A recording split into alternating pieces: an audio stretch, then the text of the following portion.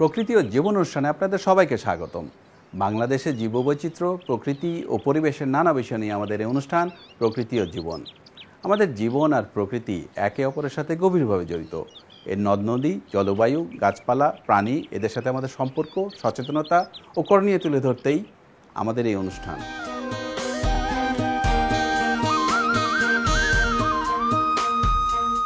ব্যাঙ হচ্ছে উভচর প্রাণী। বাড়ির আনাচে কানাচে, ঝোপঝাড়ে, জঙ্গলে, পুকুরে, ডোবানালায় সর্বত্রই ব্যাঙের উপস্থিতি দেখা যায়। আকারে ছোট হলেও পরিবেশে রয়েছে এতে অনেক বড় অবদান। আমাদের আজকের পর্ব বাংলাদেশের ব্যাঙ। এ বিষয়ে আলোচনা করব ডক্টর মফিজুল কবিরের সাথে। তবে তার আগে চলুন দেখে আসি প্রকৃতি ও জীবন দলের বাংলাদেশের ব্যাঙ নিয়ে কিছু তথ্য ও চিত্র।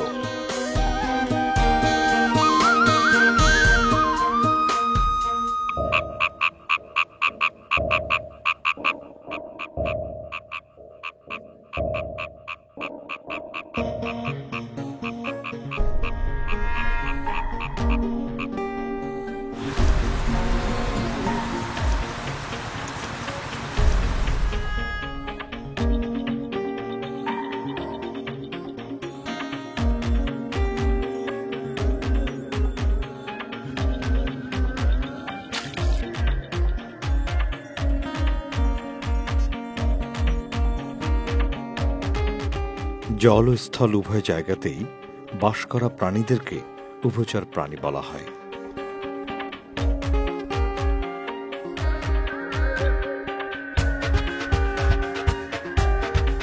আমাদের দেশে ব্যাঙই একমাত্র উভচর প্রাণী।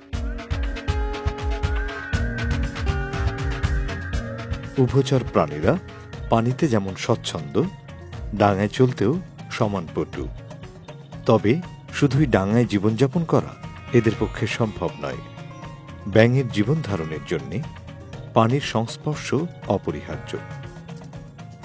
ব্যাঙকে প্রজনন কাজ, ডিম ছাড়া আর ব্যাঙাচির বেড়ে ওঠার জন্য পানির কাছে আসতেই হয়। তবে কিছু প্রজাতি নিজ দেহ নিঃসৃত ফেনায় ডিম ছাড়তে পারে। ব্যাঙের জীবনচক্রে ডিম, ব্যাঙাচি দশা ও পরিপূর্ণ অবস্থা এই তিনটি পর্যায়ে দেখা যায়। আমাদের দেশে প্রায় ৩৪ প্রজাতির ব্যাঙ দেখতে পাওয়া যায়।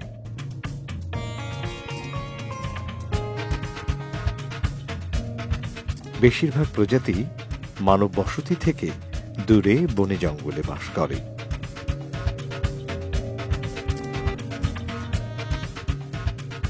তবে ব্যাঙের কয়েকটি প্রজাতি ঘরবাড়ির আশেপাশে, পুকুরে, ঝোপে ঝাড়ে বা ফসলি জমিতে দেখা যায়। এদের মধ্যে সবচেয়ে পরিচিত আর সহজেই দেখতে পাওয়া যায় কোনো ব্যাঙ। দিনের বেলায় ঘরের কোনায়, কোনো অন্ধকার জায়গায়, ইট পাথর আড়ালে, গাছের কোটরে, এমনকি পাহাড়ের খাঁজেও লুকিয়ে থাকে।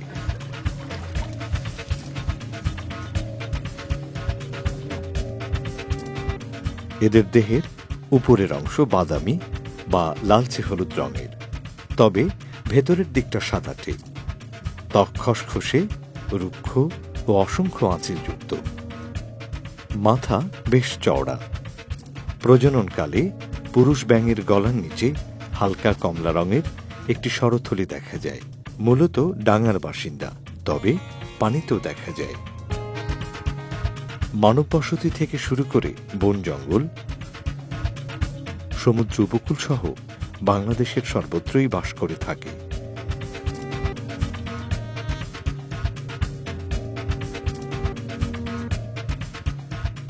কোনো ব্যাঙের মতো সহজলভ্য আরেকটি ব্যাঙ হল কোলা ব্যাঙ। এটি এই উপমহাদেশেরই সবচেয়ে বড় ব্যাঙ। স্ত্রী ও পুরুষ ব্যাঙের মধ্যে রঙের কিছুটা পার্থক্য দেখা যায়। বড় বড় চোখের পাশে খুবই স্পষ্ট টিম্পেনাম বা কানের পর্দা থাকে। মাথার অগ্রভাগ থেকে শরীরের নিচ পর্যন্ত একটি লম্বা দাগ থাকে। পায়ের গঠন এদেরকে জলে ও স্থলে দুই জায়গাতেই স্বচ্ছন্দে চলার উপযোগী করেছে। বাংলাদেশ থেকে একসময় কোলা ব্যাঙের পা রপ্তানি করা হলেও এখন এটি নিষিদ্ধ।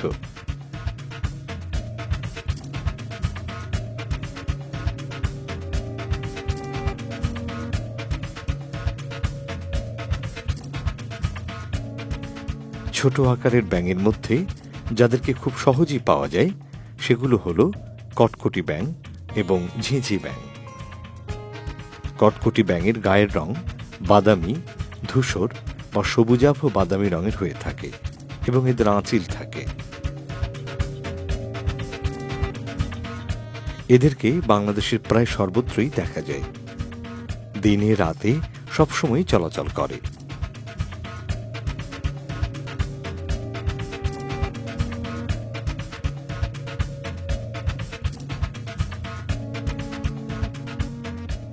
ব্যাঙ প্রজাতির মধ্যে এরাই সবচেয়ে বেশি মশার লার্ভা খেয়ে এদের সংখ্যা নিয়ন্ত্রণ করে থাকে।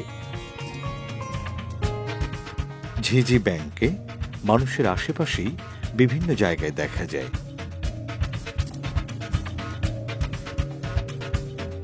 এদের প্রজাতিগুলোর গায়ের রঙে বৈচিত্র্যতা লক্ষ্য করা যায়।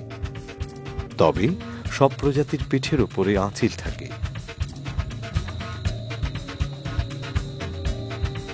কটকটি ব্যাঙের মতো এরাও দিনে রাতে উভয় সময়ে চলাচল করে।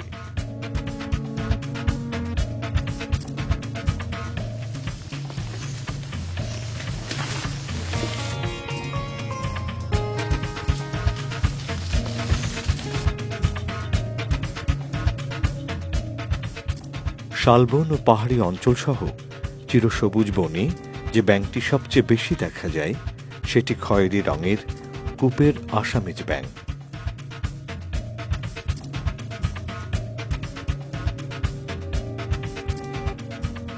সুন্দর এই প্রজাতিটি শুধুমাত্র বনেই দেখতে পাওয়া যায়। অন্যান্য ব্যাঙের মতো বর্ষাকালই এদের প্রজনন ঋতু।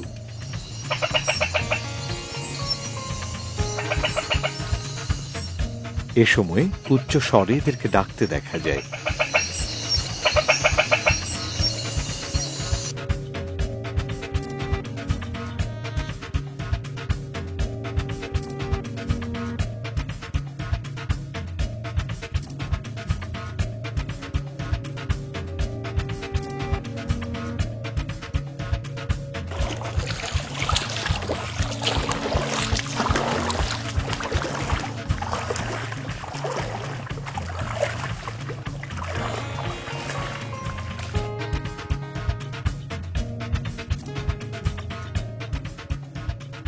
লালচিনা ব্যাঙও বনেই বেশি দেখা যায়। ছোট আকৃতির এই ব্যাঙ বনের ভেতরে ছোট ছোট ছড়ার ধারে বা পানিতে দেখা যায়। তবে খুব সহজে এদের দেখা মেলে না।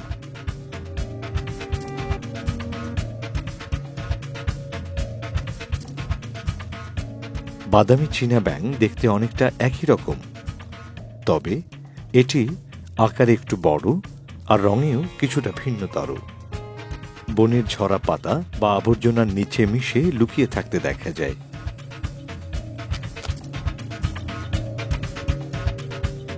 অধিকাংশ ব্যাঙেরই প্রকৃতির সাথে মিশে থাকার জন্যে তাদের গায়ের রং কিছুটা বদলে নেওয়ার ক্ষমতা আছে।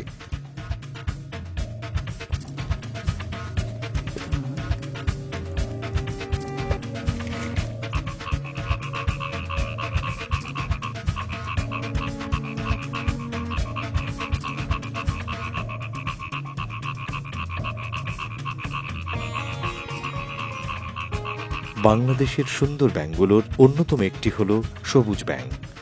গায়ের রং গাঢ় সবুজ বলেই এই নাম। সবুজ শরীরের মাঝখান দিয়ে হলুদ রঙের একটি রেখা নাকের অগ্রভাগ থেকে শুরু হয়ে শরীরের নিচ পর্যন্ত গিয়ে ঠেকেছে। সবুজ ব্যাঙের মাথা চ্যাপ্টা এবং চোখ দুটো মাথার উপরে বেশ কাছাকাছি অবস্থিত। এরা সম্পূর্ণভাবে পানির বাসিন্দা এবং মিঠা পানির জলাশয়ে এদেরকে দেখা যায়। পানির নিচের সবুজ শ্যাওলা ও অন্যান্য জলজ উদ্ভিদের সাথে শরীরের সবুজ রং মিশিয়ে চুপটি করে বসে থাকে বলে সহজে এদের উপস্থিতি টের পাওয়া যায় না।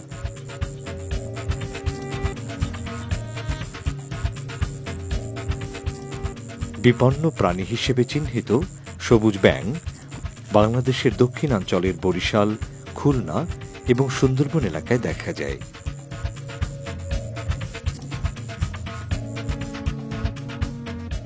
প্রায় সকল ব্যাঙই ফসলের জন্য ক্ষতিকর এমন পোকা খেয়ে এদের সংখ্যা নিয়ন্ত্রণ করছে। একটি ব্যাঙ তার শরীরের ওজনের দ্বিগুণ খাবার খেয়ে থাকে।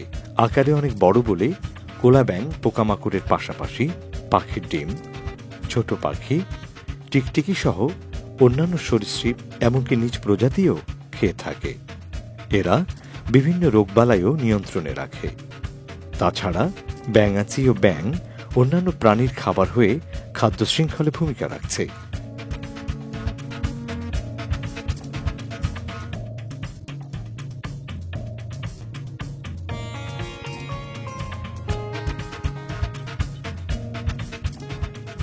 কিন্তু অনেক সময় এরাই আমাদের খাবারে পরিণত হচ্ছে।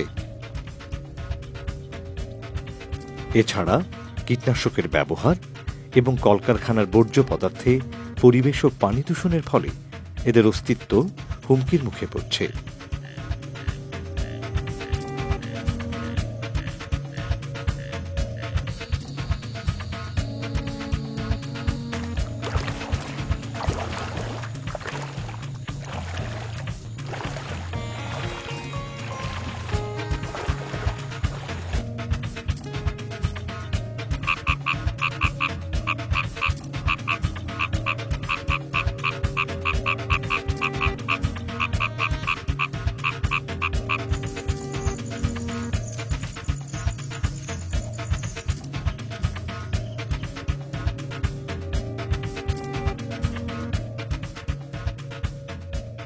উপকারী এই প্রাণীটি রক্ষায় আমাদেরকে সচেতন হতে হবে।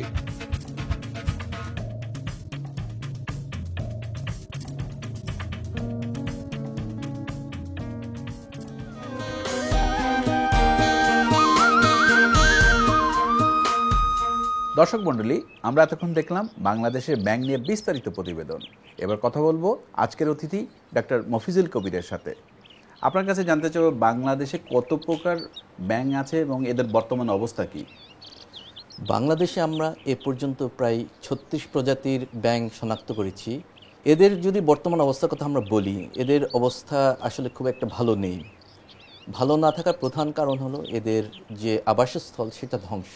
অধিকাংশ ব্যাঙ যারা আপনার ফরেস্টে থাকে অথবা গাছে থাকে অথবা আপনার বড় বড় বিলে বা বিলের কাছে থাকে, তাদের অবস্থা আমরা আসলে জানি না। কেন জানি না তার একটা প্রধান কারণ হলো তাদের যে হ্যাবিটেটগুলো আছে যেখানে তারা প্রজনন করে, সে প্রজনন হ্যাবিটেটগুলো ধ্বংস হয়ে যাচ্ছে। এই ধ্বংস হওয়ার জন্য অনেক কিছু দায়ী। তার মধ্যে একটা বড় দায়ী হলো ওদের হ্যাবিটেটগুলো ফিল আপ হয়ে যাচ্ছে।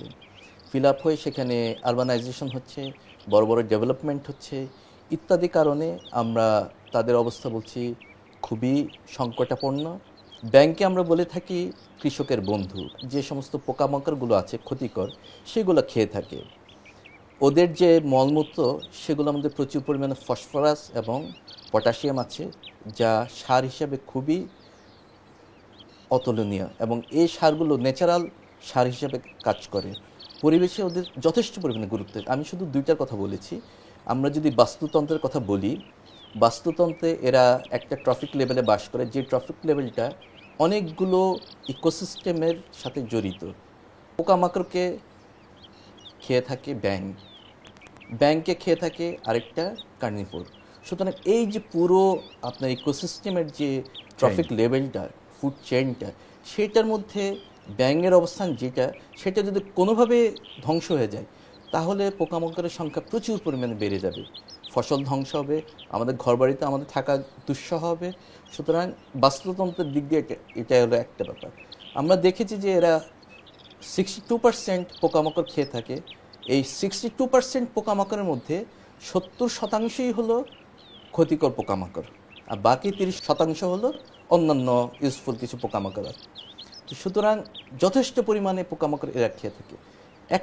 এক একর জায়গায় যদি আমরা 50টা ব্যাঙ রাখতে পারি, সে 1 একর জায়গায় যত ক্ষতিকর পোকামাকড় আছে সব কিন্তু এরাই সাবার করে দিবে। এরা সবচেয়ে প্রথম যে কোনো ক্লাইমেটিক চেঞ্জকে রেসপন্ড করতে পারে। এই যে ওদের উপকারী ভূমিকা, সেই ভূমিকা বিভিন্নভাবে আমাদের হেল্প করছে। সম্প্রতি আরেকটা গবেষণা দেখা গিয়েছে, এরা ম্যালেরিয়া এবং অন্যান্য ডিজিজের যে সমস্ত ভেক্টর আছে, যে সমস্ত বাহক আছে, এদেরকে খেয়ে এরা তাদের অবস্থা কন্ট্রোলে রাখে। বিশেষ করে মশা। রিসেন্টলি আমাদের গবেষণাগার আমরা টেস্ট করে দেখেছি, ব্যাঙের যে ব্যাঙাচিগুলো আছে তারা মশার যে লার্ভিগুলো আছে খুব কুইকলি খেয়ে ফেলে। দেখা যায় ওই দিনে 2 days তারা লার্ভির 70% লার্ভি খেয়ে ফেলছে।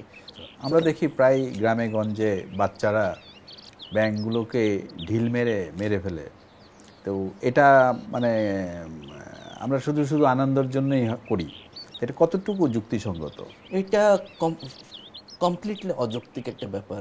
মানে আমাদের আনন্দের জন্য আমরা সবসময় দেখা যায় যে বিভিন্ন পশু পাখিকে, ব্যাঙকে যেভাবে হোক ঢিল মারছি, এটা কোনোভাবেই উচিত নয়। এবং এটার জন্য আমাদের প্রয়োজন অ্যাওয়ারনেস, যে বাচ্চাদেরকে বোঝানো এরা আমাদের ইকোসিস্টেমে কী উপকার করছে, আমাদের কি উপকার করছে এবং ভবিষ্যৎ প্রজন্ম কি উপকার করবে। এইটা যখনই আমরা তাদেরকে জানাতে পারবো তখনই কিন্তু এই জিনিসটা বন্ধ হয়ে যাবে। আমাদের দেশে তো ব্যাঙ নিয়ে গবেষণা হয়েছে বলে শুনেছি আমি, আপনিও বোধহয় একসময় এর সাথে জড়িত ছিলেন কিংবা এখনও করছেন। তো এই ব্যাঙের গবেষণার উপরে আমাদের কিছু বলুন। বাংলাদেশকে যে একটা অবস্থান নিয়ে এসেছে, যে বাংলাদেশে এই ব্যাংকগুলো ছিল না, সবার ধারণা ছিল, কিন্তু এখন দেখা যাচ্ছে আসলে বাংলাদেশে আছে। এটা প্রধান কারণটি হলো গবেষণা হচ্ছে, এবং আমরা শুধু এই গবেষণা, আমরা ওদের যে ল্যাবরেটরি গবেষণা, ওদের গাট অ্যানালাইসিস করে কি খাচ্ছে সেটা দেখছি, ওরা আমাদের কি পরিমাণ উপকার করছে ইকোসিস্টেমে সেটা দেখছি, ওদের বিহেভিয়ার দেখছি। ফলে আমরা বিভিন্নভাবে এদের উপর গবেষণা করে যাচ্ছি। কিন্তু সবচেয়ে প্রথমে আমাদের যে গবেষণা আমরা করার চেষ্টা করছি, আসলে আমাদের দেশে কত প্রকারের ব্যাঙ আছে সেটা বের করা। যদি আমরা সেটা না জানি, আমাদের পক্ষে গবেষণা করা কিন্তু সম্ভব না। আমাদেরকে প্রথমে ওদেরকে জানতে হবে কি আছে, তারপর আমরা ওদের বাকি জিনিসগুলোর উপর আমরা গবেষণা করতে পারবো। আমরা সেই চেষ্টাই করে যাচ্ছি। আমরা কিছু কিছু দেশে ব্যাঙকে খাদ্য হিসেবে গ্রহণ করা হয় এবং বেশ বড় একটা চাহিদাও আছে ব্যাঙের। তো কমার্শিয়ালি ব্যাঙের চাষ কতটুকু যুক্তিসঙ্গত বাংলাদেশে? বাংলাদেশে এক সময় যে ব্যাঙ ছিল স্পেশাল, আমি বলবো যে আমাদের সোনা ব্যাঙ যেটা, এবং আরেকটা ছিল আপনার সবুজ ব্যাঙ। এই দুটো ব্যাঙের চাহিদা খুব ছিল এবং একসময় রপ্তানি হয়েছে। ছিল আপনার সবুজ ব্যাঙ, এই দুটো ব্যাঙের চাহিদা খুব ছিল এবং একসময় রপ্তানি হয়েছে। মানে আমরা নেচারের থেকে না নিয়ে আমরা যদি কমার্শিয়ালি ফার্মিং করি, তাহলে কি আপনি মনে করেন সেটা করতে পারি আমরা? সেটা করা যেতে পারে যদি ডিমান্ড থাকে, এবং আমাদের যদি নেচারের যে সমস্ত ব্যাংকগুলো আছে তারা যদি হার্ম না হয়, তাদের উপর সেই রিসোর্সগুলো যদি আমরা এক্সপ্লয়েট না করি, ডেফিনেটলি আমরা করতে পারি ব্যাংক চাষ, এবং সেই ব্যাংক রপ্তানি করে আমাদের দেশ অনেক বৈদেশিক মুদ্রা অর্জন করতে পারি। আমরা এদের সংরক্ষণ করতে পারি কিভাবে? সবচেয়ে প্রথম দরকার হলো ওদের আবাসস্থলগুলোকে রক্ষা করা। আমরা বিভিন্নভাবে করতে পারি। যে জায়গায় তাদের সংখ্যা প্রচুর আছে অথবা তাদের যে ব্রিডিং গ্রাউন্ডগুলো আছে সেই জায়গাগুলো আমরা রক্ষা করতে পারি প্রথমত। দ্বিতীয়ত, যে সমস্ত টক্সিক ম্যাটেরিয়ালসগুলো পানিতে ছাড়া হচ্ছে, যেখানে ওদের প্রজনন হয়, সেই টক্সিক ম্যাটেরিয়ালগুলো এফ্লুয়েন্ট সিস্টেমের মাধ্যমে ওইখানে না ফেলে অন্য কোনোভাবে কোনো আধারে রাখার ব্যবস্থা করা যেতে পারে। বিভিন্ন ইন্ডাস্ট্রি সেটা করতেই পারেনি। গভর্নমেন্টের সম্ভবত চাচ্ছেন যে ওরা পানিতে সরাসরি কোনো এফ্লুয়েন্ট না ফেলে অন্য কোনো আধারে ওইটাকে ট্রিটমেন্ট করতে। প্লাস আমাদেরকে গভর্নমেন্টে ফুল সাপোর্ট দিতে হবে। সর্বোপরি আমাদেরকে অ্যাওয়ারনেস বিল্ড আপ করতে হবে। সবাইকে আমাদের জানাতে হবে ব্যাঙ আমাদের বন্ধু, এরা কোনোভাবে আমাদের শত্রু নয়, এবং এই বন্ধুদেরকে রক্ষার জন্য আমাদেরকে এগিয়ে আসতে হবে। যদি আজকে আমরা ব্যাঙকে বাঁচাতে পারি, তাহলে আমরা বাঁচবো, আমাদের পরবর্তী প্রজন্মও বাঁচবে। আপনাকে অনেক ধন্যবাদ, অনেক মূল্যবান তথ্য জানতে পারলাম আপনার কাছ থেকে। দর্শক মণ্ডলী, প্রকৃতি ও জীবন অনুষ্ঠানের এবারের সেগমেন্টটি হচ্ছে আপনি জানেন কি। চলুন জানা যাক বাংলাদেশের ব্যাঙ নিয়ে কিছু তথ্য। আপনি জানেন কি? ব্যাঙের সামনের পায়ে 4টি করে আঙুল থাকলেও পেছনের পায়ে আঙুল থাকে 5টি। শুধুমাত্র পুরুষ ব্যাঙই ডাকতে পারে। স্বরথলি না থাকায় স্ত্রী ব্যাঙ শব্দ তৈরি করতে পারে না। ব্যাঙ ডাকার সময় যে শব্দ উৎপন্ন হয় তা ব্যাঙের প্রজাতি ভেদে সম্পূর্ণ ভিন্ন। এ কারণে শুধু শব্দের পার্থক্য দিয়েই ব্যাঙের প্রজাতি শনাক্ত করা যায়। ব্যাঙ কখনোই পানি পান করে না। প্রয়োজনীয় পানি তারা ত্বকের মাধ্যমেই শোষণ করে নেয়। পৃথিবীর সবচেয়ে বড় ব্যাঙ হল গলিয়াত ব্যাঙ। দৈর্ঘ্যে এটি প্রায় 13 ইঞ্চি আর ওজনে 3 কেজি পর্যন্ত হয়ে থাকে। আমাদের এবারের সেগমেন্টটি হচ্ছে কুইজ। গত পর্বের কুইজটি ছিল চুন তৈরিতে কোন জলজ প্রাণীগুলো ব্যবহার করা হয়। সঠিক উত্তরটি হল শামুক ও ঝিনুক। অনেকেই সঠিক উত্তর দিতে পেরেছেন, তবে লটারির মাধ্যমে নির্বাচিত সঠিক উত্তরদাতা হচ্ছেন অবসরপ্রাপ্ত লেফটেন্যান্ট কর্নেল জাফর আহমদ মনসুর, বনানী, ঢাকা। অভিনন্দন আপনাকে। আইপোস্টের মাধ্যমে আপনার ঠিকানায় পৌঁছে যাবে আকর্ষণীয় গিফট। এবারে জানিয়ে দিচ্ছি আমাদের আজকের কুইজ। আমাদের আজকের কুইজ হচ্ছে বাংলাদেশে ব্যাঙের কোন প্রজাতিটি সবচেয়ে বেশি বিপন্ন? এ কোলা ব্যাঙ, বি সবুজ ব্যাঙ। সঠিক উত্তর জানিয়ে শুক্রবার বিকেল 5টার মধ্যে আমাদেরকে SMS করুন। SMS পাঠাতে আপনার মোবাইলের মেসেজ অপশনে গিয়ে টাইপ করুন POJ স্পেস A অথবা B স্পেস আপনার নাম, ঠিকানা ও পেশা, এবং যে কোনো মোবাইল থেকে পাঠিয়ে দিন 6161 নম্বরে। মনে রাখবেন, যে কোনো 3টি পর্বে কেউ যদি বিজয়ী হতে পারেন, তিনি পাবেন প্রকৃতি ও জীবন দলের সাথে 5 দিনের প্রকৃতি পর্যবেক্ষণের সুযোগ। বাংলাদেশের জীববৈচিত্র্য ও পরিবেশ সংক্রান্ত গুরুত্বপূর্ণ কোনো বিষয়ের চিত্র ধারণের জন্য বা অনুষ্ঠান সম্পর্কিত মতামত জানাতে চিঠি লিখুন প্রযোজক প্রকৃতি ও জীবন, GPO বক্স নম্বর 964, অথবা ইমেইল করুন prokriti-o-jibon@gmail.com এই ঠিকানায়। শুধু দর্শক, ব্যাঙ বর্ষার আগমনী বার্তা নিয়ে আসে। ব্যাঙ ডাকলেই আমরা বুঝতে পারি বর্ষা এসেছে। আমরা এদের উপকারী দিকগুলো সম্পর্কে খুব একটা সচেতন নই, কিন্তু এখনই সময় এদের রক্ষায় এগিয়ে আসা। সুন্দর প্রকৃতিতে গড়ি সুস্থ জীবন, এই আশা নিয়ে শেষ করছি আজকের অনুষ্ঠান।